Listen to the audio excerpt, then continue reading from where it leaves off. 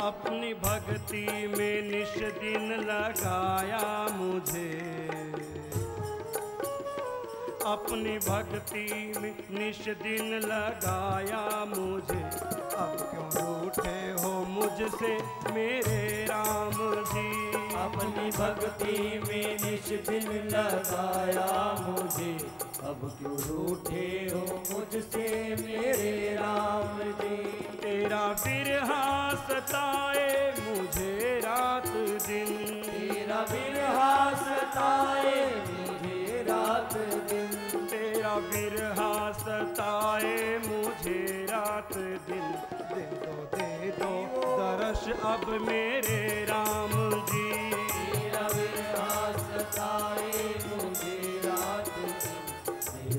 दे दो दर्श अब मेरे राम जी।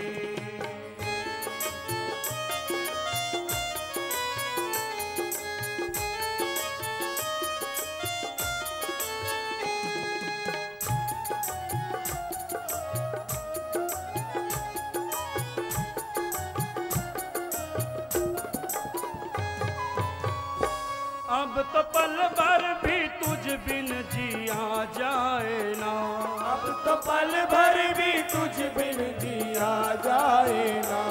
अब तो पल भर भी तुझ बिन जिया जाए ना।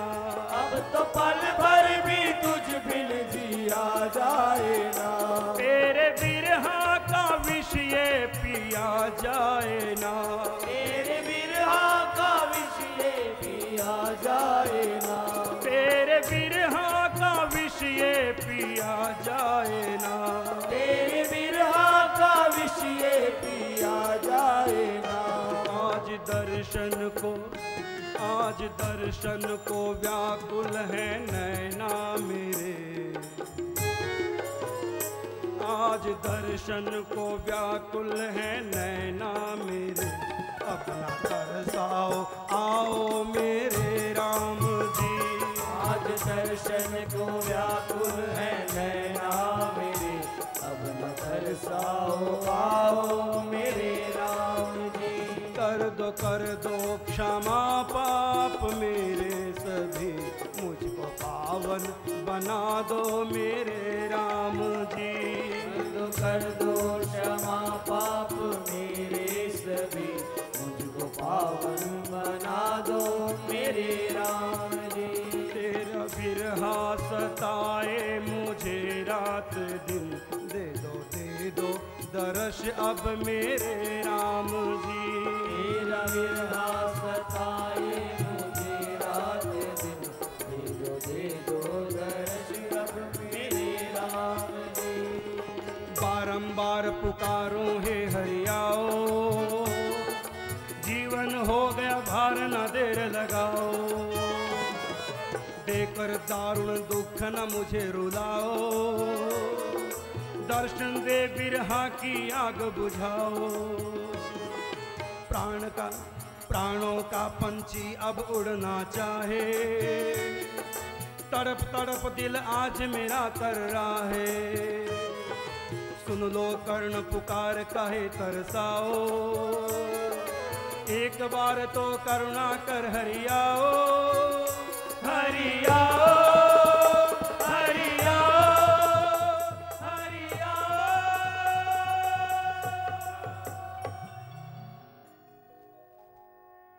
उसी समय भगवान राम उसके सन्मुख प्रकट हो गए। वो राजा रामचंद्र भगवान की जय हो, बोल, भक्त वत्सल भगवान की जय हो। उसके सन्मुख भगवान श्री राम प्रकट हो गए। भजन के द्वारा उसके पापों का खात्मा हो गया, चित्त बिल्कुल निर्मल हो गया। निर्मल चित्त में भगवान की चाहत आई, चाह आई और जहां चाह वहीं रहा। भगवान कहते हैं मैं इसी भाव का भूखा हूं, भाव का भूखा हूं मैं। भाव ही एक सार है और भाव से मुझे भजे तो भव से बेड़ा पार है। बांध लेते भक्त मुझे प्रेम की जंजीर में, इसलिए इस भूमि पर होता मेरा अवतार है। भाव का भूखा हूं मैं, भाव ही एक सार है। करुण भरी पुकार में शक्ति अपरंपार, तज देते वैकुंठ हरि सुनकर करुण पुकार। भगवान प्रेम से आते हैं, लेकिन ये प्रेम हृदय में तब तक नहीं आता जब तक हम भजन के द्वारा अपने चित्त की शुद्धि नहीं कर लेते। अशुद्ध हृदय में प्यार नहीं आता है भगवान के प्रति, इसलिए हम नाम जप पर बहुत जोर देते हैं। नाम जप के द्वारा अपने समस्त पापों को विध्वंस कर दिया। पापों का विध्वंस होते ही हृदय में भगवान की चाहत बस गई, वो अनुराग प्यार आ गया। और जहां प्यार वहां करतार, जहां चाह वहां रहा। मोहन प्रेम बिना नहीं मिलता, चाहे कर लो कोटि उपाय। मिला ही न रघुपति बिन अनुरागा, किए कोटि व्रत तप मख जागा। जब तक हृदय में अनुराग नहीं होगा। ये माधो सिंह जी की कथा नहीं है, ये आप सब की कथा है। हम सब इसी कैटेगरी के हैं। अनेक पाप सबसे बने हैं, लेकिन चिंता मत करो। अगर मन में भाव आ गया हमारा उद्धार नहीं हो सकता, हम तो बड़े पापी हैं, तो माधव सिंह की, माधव दास जी की कथा सुनो। 12 साल में भगवान को प्राप्त कर लिया, भी कुछ समय पहले की घटना है। इनकी निशानियां अब तक है। कोड़म देसर में जाकर कोई दर्शन कर सकता है, जोधारसर तट के निकट। जब इनके सन्मुख भगवान प्रकट हो गए, प्रेम की एक पहचान है कि प्रेम में कुछ मांगा नहीं जाता, बल्कि प्रेम में दिया जाता है। जब भगवान राम इनके सन्मुख प्रकट हो गए तो उन्होंने भगवान से कहा, प्रभु मैं आपके लिए क्या करूं जिसमें आप सदा प्रसन्न रहें, सदा खुश रहें। मैं आपकी क्या सेवा करूं, मैं क्या करूं आपके लिए जो आप सदा प्रसन्न रहें। आप मुझसे क्या चाहते हैं मैं वैसी करूंगा। इसी का नाम भक्ति है। प्रेम का मतलब देना और स्वार्थ का मतलब लेना। प्रेम में देना ही देना है। इसी प्रेम में, इसको बोलते हैं निष्काम प्रेम, जहां कोई चाहती नहीं है। भगवान से कहा, प्रभु मैं आपकी खुशी के लिए क्या करूं। मैं तो इस योग्य था नहीं, मैं तो जन्म का पापी हूं। कितनी हत्याएं की हैं मैंने, कितने घर बर्बाद किए हैं मैंने, कितने बच्चों को अनाथ किया है मैंने, कितनी स्त्रियों को, महिलाओं को विधवा किया है मैंने। मेरे पापों का कोई अंत नहीं, लेकिन मेरे गुरुदेव भगवान की कृपा और आपके नाम की कृपा हुई है, जो आप मेरे सन्मुख आप प्रकट हो गए। प्रभु मैं आपकी क्या सेवा करूं। भगवान ने कहा, माधोदास मैं तुम्हारी भक्ति पे बहुत प्रसन्न हूं। तुम्हारे जैसे कितने पापी इस कलयुग में मिलेंगे, सबको रास्ता दिखाओ। जैसे तुम कभी डाकू थे, हत्यारे थे, संतों का संग करके तुम भक्ति में लग गए, अपना तुमने उद्धार कर दिया। तुम्हारे जैसे घर घर में माधो सिंह हो रहे हैं, जो अपने माँ बाप की सेवा नहीं करते, माँ बाप की मानसिक हत्या करते हैं, अपनी पत्नी को पत्नी नहीं दासी की तरह रखते हैं। और कई पत्नियां भी अपने पति को डरा डरा के रखते, अपनी सासों को डरा डरा के रखते हैं। ये सब हिंसा है मानसिक, सब अंदर से माधो सिंह हैं। माधो सिंह से हमको माधो दास बनना है, सबसे प्यार करना है, सबको क्षमा करना है, सबकी सहन करना है, सबकी सेवा करनी है, सबके काम आना है। कोई हमारे काम आए ना आए, हम सबके काम आएंगे। कोई हमसे प्रेम करे ना करे, हम सबसे करेंगे। कोई हमको नमस्ते करे ना करे, हम सबसे करेंगे। कोई हमारा भला करे ना करे, हम सबका करेंगे। यही भक्ति है। सरल स्वभाव न मन कुटलाई, यथा लाभ संतोष सदाई। अस सज्जन मम उर बस कैसे, लोभी हृदय बसे धन जैसे। भगवान राम कहते हैं जिसका स्वभाव सरल है, सरल स्वभाव न मन कुटलाई, यथा लाभ संतोष सदाई। अस सज्जन मम उर बस कैसे, लोभी हृदय बसे धन जैसे। ऐसा मेरा सज्जन भक्त मेरे हृदय में कैसे बसता है, जैसे लोभी के हृदय में धन बसता है। सुन मुनि संतन के गुण कहूं, जिनते मैं उनके बस रहे हूं। अरण्य कांड रामायण में भगवान राम देवर्षि नारद जी से कहते, नारद जी सुनो, मैं अपने संतों के भक्तों के लक्षणों का वर्णन कर रहा हूं। जिन लक्षणों के, जिन सद्गुणों के कारण से मैं अपने संतों के बस में रहता हूं। सुन मुनि संतन के गुण कहूं, जिनते मैं उनके बस रहे हूं। सट विकार जित अनग अकामा, अचल अकिंचन सुचि सुख धामा। सुचि सुख धामा, मेरे भक्त मेरे संत सुख के धाम होते हैं, किसी को दुख नहीं दे सकते। बहुत लोग पूछते हैं संत की पहचान क्या है, हम कैसे पहचाने संतों को। तो मैं आपको संत की पहचान बता रहा हूं। जिसके अंदर ये सद्गुण हो, उसको आंख बंद करके संत समझ लो, आंख बंद करके संत मान लो। क्या गुण? संत ते हो ही ना कारज हानि, रामायण में लिखा। संत से कभी किसी का बुरा हो नहीं सकता, हो नहीं सकता, हो नहीं सकता। संत किसी से द्वेष नहीं कर सकता, संत किसी से नफरत नहीं कर सकता, संत किसी का बुरा सोच भी नहीं सकता, करने की तो बात दूर रही है। संत ते हो ही ना कारज हानि। संत बड़े धर्मात्मा, शीतल जिनके अंग, तपन बुझावे और की देकर अपना संग। संत सब के लिए सुखदाई होते हैं, पापियों के लिए भी संत सुखदाई। कोई भी तुम्हारे बीच में पापी बैठो, शराबी, कबारी, जुआरी, लुच्चा, लफंगा, वैश्यावृत्ति करने वाला, चोर, डाकू, बदमाश, जैसा भी तुम्हारे बीच में कोई हो, तुम संतों के पास आओ। तुमको सब जगह से दुत्कार मिल रही है और तुम प्यार के भूखे हैं, तुम संतों के पास आके देखो। तुम पत्नी के योग्य बनोगे तब पत्नी प्यार करेगी, पत्नी के योग्य नहीं बनोगे तो पत्नी प्यार नहीं करेगी। तुम बहन के योग्य बनोगे तो बहन प्यार करेगी, बहन के योग्य नहीं बनोगे बहन दुत्कार देगी। तुम भाई के योग्य बनोगे तो भाई प्यार करेगा, योग्य नहीं बनोगे भाई प्यार नहीं करेगा। यहां तक कि अपने पेट से पैदा करने वाले, अपने खून से पैदा करने वाले मां बाप भी तुमको त्याग देंगे अगर तुम मां बाप से उल्टा चलोगे। लेकिन संत जो होते हैं, चाहे तुम जिंदगी भर संतों की निंदा करते रहो, जिंदगी भर संतों का बुरा करते रहो, फिर भी कभी तुम उस संत के पास जाके देखना, तुमको ठंडी हवाएं मिलेंगी, वो तुमको उठा के दिल से लगाएंगे। बोलो सद्गुरुदेव भगवान। वो कभी नहीं कहेंगे तुमने ऐसा किया था, तुमने हमारे बारे में, कभी नहीं कहेंगे। संत बड़े धर्मात्मा, शीतल जिनके अंग, जिसको कहीं से प्यार नहीं मिला वो संतों की शरण में आके देखो। जिसको कहीं से भी दुलार नहीं मिला वो संतों के पास आके देखो। और संतों के पास दुलार के लिए तुमको अच्छा बनने की जरूरत नहीं।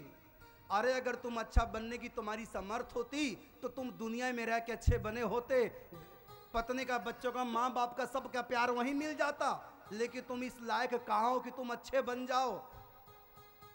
अच्छा बनना नहीं चाहते, अच्छा बनने की औकात नहीं है, अच्छा बनने की चाहत नहीं है, अच्छा बनने की समर्थ नहीं है, इसलिए घर में, परिवार में सब दुत्कार रहे हैं, तुमको कोई प्यार नहीं करता। और प्यार की भूख तो बुरे लोगों को भी लगा करती है।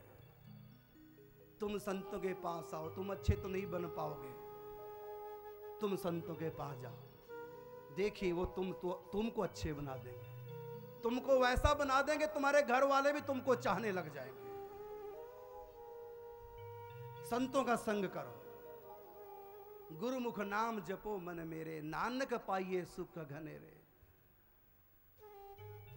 ऐसा नाम जपो मन रंगी, नानक पाइए साधु की संगी। संतों का संग करो, वो संत तुमसे नाम भी जपवाएंगे, तुमको निर्मल भी बनाएंगे, बस उनका संग करते रहना। संत तुमसे धन नहीं चाहते। मैं तो यहां तक कहता हूं, मैं अपनी बताता हूं, मैं तुमसे श्रद्धा भी नहीं चाहता।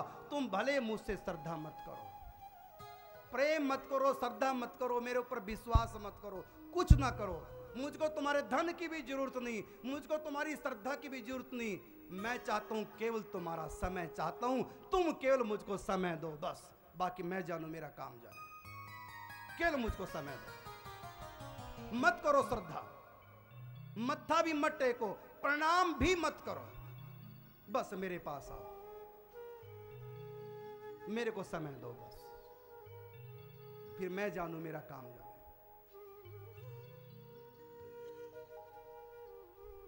केवल समय चाहिए, वो तुम्हारे पास है नहीं। फिर भी आप लोग कैसे भी समय निकाल कर 3 घंटे के लिए 4 घंटे के लिए पंडाल में आए।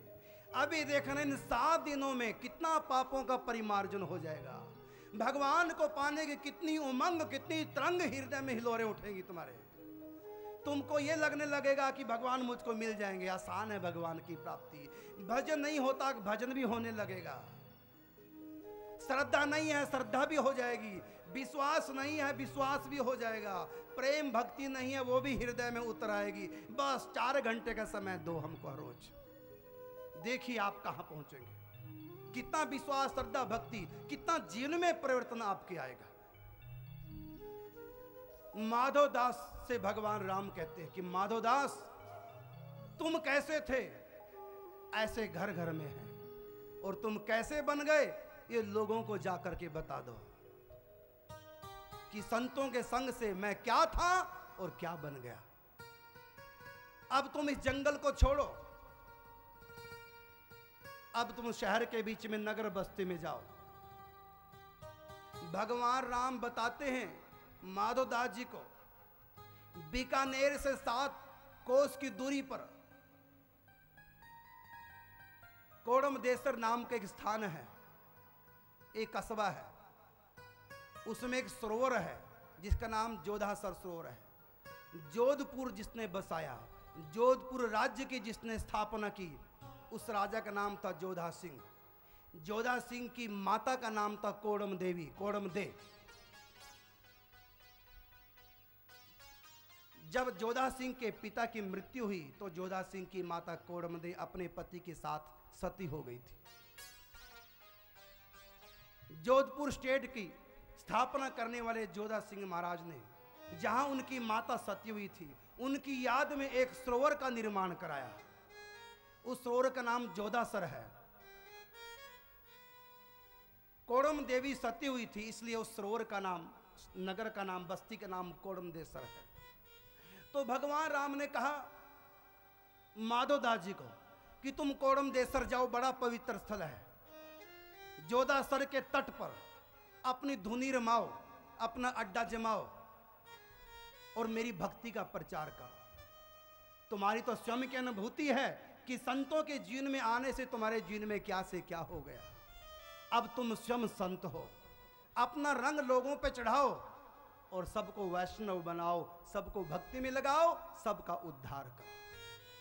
कह करके भगवान राम अंतर्धान हो गए। उसके बाद 12 साल के बाद वहां से धुनी को उठाया और बीकानेर से 7 कोस की दूरी पर कोड़मदेसर स्थान पर जाकर के जोधासर तट के नजीक अपनी धुनी जमा दी। अपनी धुनी जमाई और सीताराम सीताराम सीताराम सीताराम नाम का जाप करने लगे।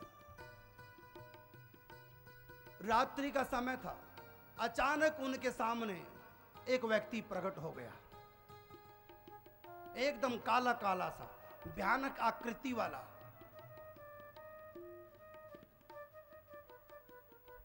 और उसने क्रोध में भर करके कहा माधवदास जी को, यह स्थान मेरा है, यहां पर मैं रहता हूं, तुम इस स्थान को छोड़ के अन्यत्र कहीं चले जाओ। अगर तुम नहीं जाओगे तो मेरे साथ बुरा होगा। संत क्यों किसी का विरोध करेंगे? हाथ जोड़े और कहा ठीक है भाई, हम यहां से चले जाते हैं। मेरी खड़ाऊ पड़ी है, जरा उठा के लाओ, अभी पहन के चल देता हूं। लाओ जरा खड़ाऊ। जब खड़ाऊ उठाने लगे तो खड़ाऊ के नीचे हाथ दब गया। इतनी तेज पीड़ा हुई, दर्द के मारे कर्राहने लगा, मुझको बचाओ, मुझको बचाओ महाराज, मुझको बचाओ। आप यहीं निवास करो, यहां छोड़कर नहीं जाना, मुझको अपना शिष्य बना लो, मैं आपकी सेवा करूंगा। उसकी श्रद्धा को देख करके माधव दास ने कहा, भाई तुम हो कौन? अपना परिचय तो तुमने दिया नहीं। उसने कहा, महाराज ये सामने जो भैरव का मंदिर देख रहे हो ना, ये मैं भैरव हूं, ये भैरव मैं ही हूं, ये मेरा मंदिर है, ये मेरा स्थान है। आपके तप के तेज से मेरे पूरे शरीर में जलन हो रही है, क्योंकि आपकी स्थिति गुणातीत हो गई है, मैं तमोगुणी हूं। वैष्णव के तेज को मैं सहन नहीं कर पा रहा हूं, मेरे शरीर में जलन हो रही है। बहुत वर्षों से यहां भक्तों ने मेरी स्थापना कर रखी है, मुझको यहां शराब का भोग लगाते हैं, मैं सुरापानी हूं, मैं पापी हूं, मैं आपके तेज को सहन नहीं कर पा रहा, मुझको अपना शिष्य बना करके मुझको भी वैष्णव बना लो। भैरवनाथ चरणों में प्रणाम करने लगा। संत माधव दास जी ने भैरवनाथ को दीक्षा दी, देवताओं को दीक्षा दी। देवताओं से भी ऊंची स्थिति है संतों की, तुम्हारी स्थिति भी देवताओं से ऊंची है। लिखा हुआ है रामायण में, बड़े भाग मानुष तन पावा, सुर दुर्लभ सदग्रंथन गावा। देवताओं के लिए भी दुर्लभ है ये मानव का जन्म। देवताओं का भक्ति में अधिकार नहीं है, देवता भोग योनि है, कर्म योनि नहीं है। देवता अपना उद्धार नहीं कर पाते। जब कभी प्रलय होगी, सृष्टि खत्म होगी, फिर दोबारा सृष्टि रची जाएगी, देवता इंसान बन के पैदा होंगे। अगर फिर कहीं उनको संतों का संग मिला, तब जाकर के वो भक्ति कर सकते हैं, तब उनको भगवान की प्राप्ति, उनका उद्धार हो सकता है। डायरेक्ट देवताओं का उद्धार नहीं हो सकता। चाहे वो राम कृष्ण के दर्शन भी क्यों ना देवता लोग कर लें, उनका उद्धार नहीं हो सकता। उद्धार देवता नहीं कर सकते, देव योनि में किसी का उद्धार नहीं होता। तो भैरव अपनी देव योनि को छोड़ करके साधारण सा बालक बन करके आए, मानव शरीर में आए, उनका शिष्य बन गए। पंच संस्कार हुए, तिलक लगाया, कंठी धारण की, गुरु ने जो मंत्र दिया वो मंत्र दिया, हर समय जप करने के लिए सीताराम नाम दिया, वैष्णव बना लिया। कहा बेटा अब बिना भोग लगाए कभी खाना नहीं, जो वस्तु हम भगवान को अर्पण नहीं कर सकते उस वस्तु का कभी भोग नहीं लगाना। यही वैष्णव का सर्वप्रथम धर्म है। पहले आहार शुद्धि, जैसा खाओगे अन्न वैसा होगा मन। और नाम रख दिया भगत का खेमदास। जो भैरवनाथ थे, जो देवता थे, अब उनका नाम हो गया भैरवनाथ। वो भैरवनाथ से खेमदास। खेमदास ने कहा गुरुदेव अब मैं आपकी क्या सेवा करूं? कहा बेटा अभी मुझको सेवा की आवश्यकता नहीं, अभी तो मंदिर में जाओ, अपनी मूर्ति में विलीन हो जाओ। जब मुझको सेवा की आवश्यकता पड़ेगी मैं तुम्हारा आह्वान करूंगा, सेवा तुमको बता दूंगा। ऐसा ही हुआ। एक दिन संतों की जमात आई, सरोवर के किनारे रात को रोटी। बाबा जो संत थे माधव दास जी, संतों का महाराज आज का भोजन आप यहीं पाएंगे, ठाकुर जी का प्रसाद, और यहीं पर आप रात्रि विश्राम करें। महाराज आपके पास तो भोजन की व्यवस्था नहीं, आप तो एकांत में धोनी चेताए बैठे हैं, आपके पास इतने संतों की जमात की भोजन की व्यवस्था कैसे होगी? इसकी चिंता ना करो, सब व्यवस्था है। वो संत जानते कि संतों की लीला बड़ी विचित्र होती है, कि समर्थ को कोई साधारण व्यक्ति समझ भी नहीं सकता। चलो करेंगे कोई खेल। उसी समय खेमदास को बुलाया, बेटा खेमदास। उसी समय भैरवनाथ की मूर्ति से निकलकर खेमदास जी आ गए। हाथ जोड़े, हाँ गुरुदेव कहिए मेरे लिए क्या क्या? माधवदास बाबा ने कहा खेमदास देखो संत आए हैं हमारे यहाँ, इनके लिए भोजन की व्यवस्था करना, कोई मिष्ठान तैयार करो, कुछ व्यवस्था करो। आज पहली बार तुमसे सेवा कही जा रही है संतों की। कहा गुरुदेव चिंता ना करो, अभी प्रकट करता हूँ। उस समय खेमदास अंतर ध्यान हुए, क्योंकि देवता तो थे ही, भैरवनाथ थे। अंतर ध्यान हो गए और प्रकट हो गए मुल्तान में जाकर के। वहां पर एक सेठ का विवाह, सेठ के घर में लड़की का विवाह था, बाराती आए हुए थे। 2 लोहे के बड़े बड़े कढ़ाई हलवे से बने थे, और भी अनेक प्रकार के पकवान थे। लेकिन गुरु की आज्ञा है कोई मिष्ठान लाना है, मीठा की व्यवस्था करनी है। तो उसी समय अपनी रिद्धि सिद्धि के प्रभाव से भैरवनाथ ने, खेमदास ने जंत्र मंत्र के बल से एक कढ़ाई को हलवे के अंतर्ध्यान कर दिया। स्वयं भी अंतर्ध्यान हो गए और गुरुदेव के सन्मुख प्रकट हो गए कढ़ाई सहित। कहा गुरुदेव लगाओ ठाकुर जी को भोग और परसो संतों को। कहा बेटा आज तुम भोग लगाओ, संतों को परसो। हलवे का भोग भगवान श्री सीताराम को लगाया और उसके बाद खेमदास ने सब संतों को परसा। सब ने संतों ने मिष्ठान खाया, रात्रि को विश्राम करने लगे। खेमदास को बुलाया, बेटा खेमदास ये भोजन की व्यवस्था, मिष्ठान की व्यवस्था कहाँ से की थी? कहा गुरुजी मुल्तान में एक सेठ की लड़की का विवाह था, बारातियों के लिए 2 बड़े बड़े हलवे के कढ़ाई बनाए थे, उसमें से एक कढ़ाहा मैं उठा के ले आया हूँ। कहा बेटा फिर उन बारातियों का क्या होगा? वहां तो भोजन कम पड़ जाएगा, ये तो फिर तुमसे अपराध बन गया है। संसार में तुम किसी का भी अपराध करोगे तो सीताराम का अपराध हो रहा है, क्योंकि भगवान सबके भीतर है। बेटा ये तो तुमने बहुत बड़ा अपराध कर दिया, बाराती भूखे जाएंगे, रुष्ट हो जाएंगे, सेठ का तिरस्कार होगा, उसके बेटी घर में कुंवारी रह जाएगी, ये तो बहुत बड़ी विपत्ति आ गई सेठ के ऊपर। अगर बरातियों के लिए मिष्ठान कम पड़ गया तो सारा अपराध तुम्हारे ऊपर पड़ेगा। किसी भी जीव का किया हुआ अपराध, किसी के भी प्रति किया हुआ अपराध, चाहे वो महापापी भी क्यों ना हो, किसी भी के भी प्रति किया हुआ अपराध वो भगवान का ही अपराध माना जाता है। ये वैष्णव ग्रंथ हमारे कहते हैं। इसलिए भगवान ने गीता में कहा यो माम पश्यति सर्वत्र सर्वम च मयि पश्यति तस्याहम न प्रणश्यामि स च मे न प्रणश्यति। अर्जुन जो मुझको सर्वत्र देखता है, यो माम पश्यति सर्वत्र सर्वम च मयि पश्यति, मुझ में सबको देखता है। तस्याहम न प्रणश्यामि सच में न प्रणश्यति, मैं उससे कभी दूर नहीं होता। अहम सर्वेषु भूतेषु भागवत जी, 3रा स्कंद भागवत जी का। कपिल देव माता देवहूति से कहते हैं अहम सर्वेषु भूतेषु भूतात्मो वस्थितो सदा तम अवज्ञा और मां मर्चा कुर्ते अर्चा विडम्बना। भगवान कपिल माता देवहूति से कहते हैं कि मां किसी के भी दिल को दुखा करके, किसी को भी सता करके अगर कोई मेरी भक्ति करता है, मैं उसकी भक्ति को ढोंग समझता हूं, उससे मैं कभी रिझता नहीं, क्योंकि मैं सब भूत प्राणियों के हृदय में बैठा हूं। किसी के भी दिल को ठेस पहुंचाना मेरे दिल को ठेस पहुंचाने के समान है। कोई मंदिर में जाकर तो मेरी भक्ति करता है, लेकिन मेरे बनाए हुए जीवों से विरोध करता है, तिरस्कृत करता है, उनको दुख देता है। मंदिर में कोई लाख घंटियां बजाए, मस्जिद में कोई लाख कलमा पढ़े, गुरुद्वारे में कोई लाख पाठ करे, मैं उसकी भजन बंदगी इबादत को स्वीकार नहीं करता।